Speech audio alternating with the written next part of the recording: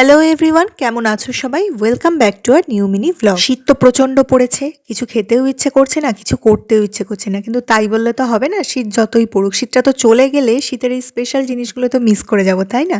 তো সেদিন দেখলাম অনেকগুলো কড়াইশুঁটি আছে, তাই মাকে বললাম একটু কড়াইশুঁটির কচুরি বানিয়ে ফেলো। তো দেখতেই পেলে প্রথমে আদা জিরে মৌরি একটু শুকনো পেস্ট করে নিয়ে তার মধ্যে মটরশুঁটি কাঁচা লঙ্কা আর সামান্য জল দিয়ে সেটা একটা পেস্ট করে নেওয়া হলো। তারপর তেলের মধ্যে কালো জিরে আর হিং ফোড়ন দিয়ে ওই পেস্টটা দিয়ে পরিমাণ মতো লবণ চিনি দিয়ে মিক্সড করে নেওয়া হলো। আর এই পুরটাকে একটু শক্ত করার জন্য, মানে বাইন্ডিংয়ের জন্য আর কি, একটু অল্প বেসন অ্যাড করা হলো।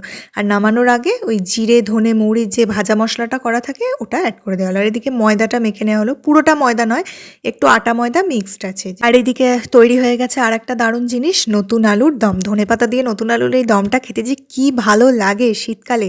নতুন আলু দিয়ে যে কোনো কিছুই ভালো লাগে, বাট আলুর দমটা সেরা লাগে।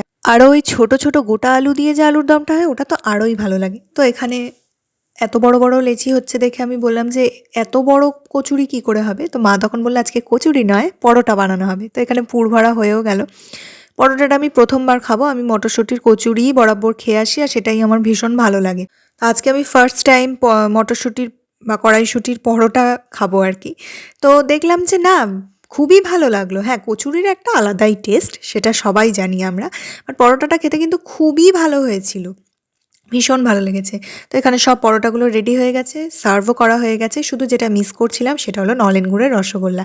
তো এই ঠান্ডার মধ্যে বেরিয়ে নিয়ে আসার শক্তি আমার নেই, সেই জন্য এই দিয়েই খেয়ে নিলাম। আর তোমাদেরকে দেখাচ্ছি, দেখো কতটা নরম হয়েছে, আমি এক আঙুলে ছিঁড়ে ফেললাম আর পুরটা কি সুন্দর স্প্রেড হয়েছে। তো আমার ডিনারটা তো জমে গেল। আর ভিডিওটা কেমন লাগলো অবশ্যই কমেন্টে জানিও। Thanks for watching, tata.